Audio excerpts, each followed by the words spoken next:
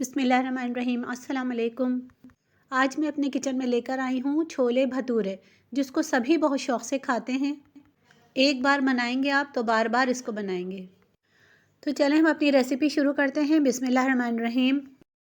आधा किलो हमने फ़ाइन आटा लिया है, 4 टेबल स्पून दही लिया है, नमक लिया है 1 टीस्पून, 2 टेबल स्पून ऑयल है, 1 टेबल स्पून चीनी ली है।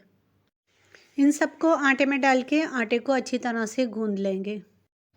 आटा अच्छा सा गूंद गया है, इसको 2 घंटे के लिए हम रख देंगे। आधा किलो छोले हमने रात को भिगो दिए थे 1 टेबल स्पून सोडा डालकर। सोडे का पानी फेंक के फिर हमने दूसरा पानी डाल के इसको अच्छी तरह से गला लिया है।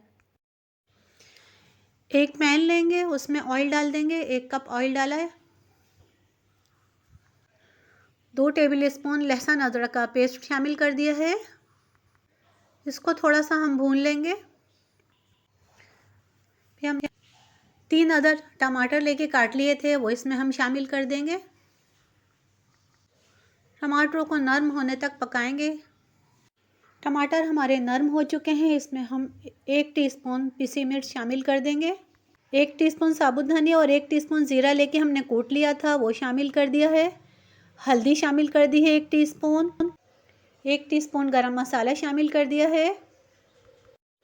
मसाले को अच्छे से भून लेंगे ताकि इसमें खुशबू आने लगे।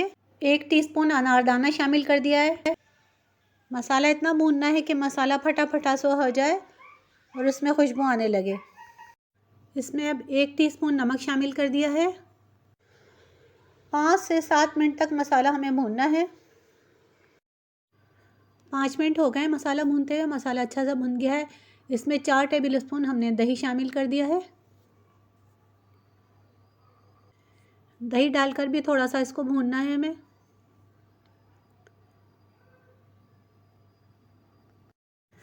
मसाला हमारा अच्छा सा भुन चुका है। ये बहुत मज़े की डिश बनती है।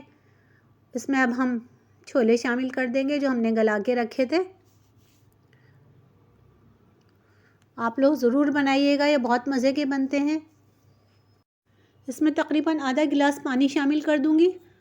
आप अपनी मर्ज़ी से कम या ज़्यादा शोरबा रख सकते हैं। पानी डाल के भी इसको हम 2-3 मिनट के लिए पकाएंगे ताकि छोलों में अच्छा सा मसाला आ जाए। इसमें हम 5 से 6 अदद हरी मिर्च शामिल कर दी है। आप चाहें तो काट के डालते हैं, मैंने साबुत ही डाली है। हरा धनिया ऊपर से डाल दिया है। चूल्हा में कर दूंगी अब बंद और 2 अदद दरमियानी साइज़ की प्याज लेके मैंने उसको बारीक बारीक चॉप कर लिया था, वो अब मैं इसमें शामिल कर दूंगी। ये तैयार हो चुके हैं। अब हम भटूरों की तैयारी कर लेंगे। 2 घंटे हो चुके हैं हमारे आटे को गूंदे हुए। अब इसको हम हाथों से बढ़ा लेंगे। आप चाहें तो बेलन से भी बेल सकते हैं इसको। ऑयल मैंने गरम होने के लिए रख दिया था। इसको एक एक करके मैं फ्राई कर लूँगी। ये बहुत मज़े के बनते हैं और इन छोलों के साथ तो बहुत ही अच्छे लगते हैं।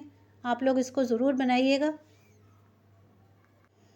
ये एक तरफ से हो जाएंगे तो इसको मैं पलट दूँगी। इसको ज़्यादा तेज़ आंच में नहीं पकाना है, इसको मीडियम आंच में पकाना है, वरना ये अंदर से कच्चे रह जाएंगे।